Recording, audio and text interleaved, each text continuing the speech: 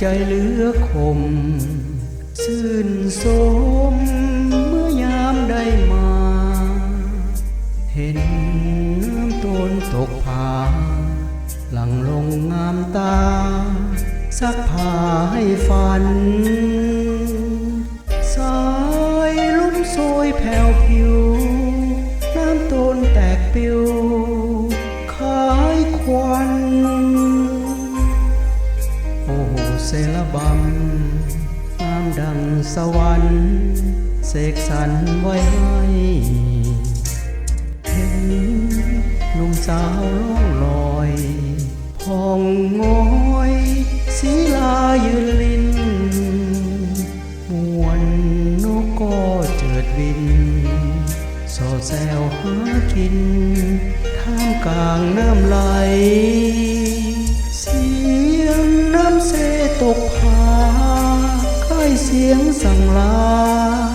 ห่างไกลเปรียบชีวิตคนพ้นผ่านเลยไปหาได้แน่นอนแคมฝั่งเสนั้นมีพฤกษาขจีเดียรดางามอุปาสาส่งกลิ่นหอมเพิ่งตอมเกสรเงาไม่แผ่คุมบังเยือกเย็นทั่วฝั่งหน้าเอ็นหลังนอน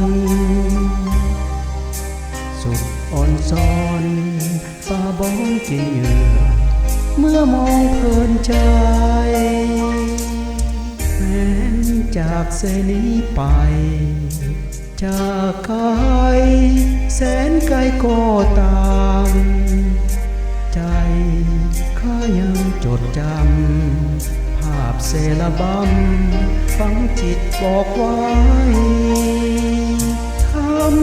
มศาสตร์จุดดึงหรือไทยขนึงเลื่อยไปหากชีวิตยังหวังว่าคงได้หวนไปเที่ยวชม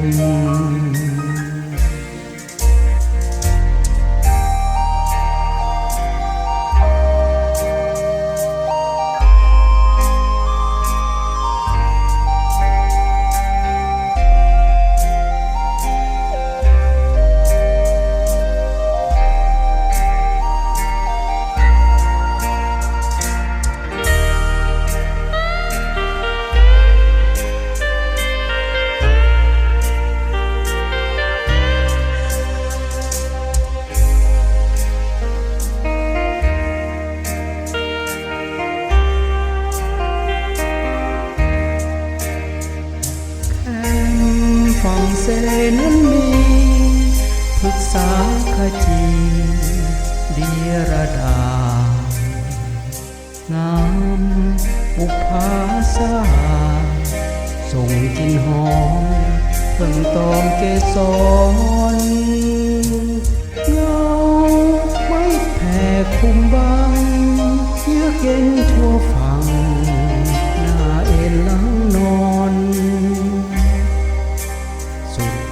ซ้อนป่าบ้องกินเหยื่อเมื่อมองเพลินใจแม้นจากเสนี้ไปจากไกลแสนไกลก็ตามใจข้ายังจดจำภาพเซลบำฝังจิตบอกไว้ธรร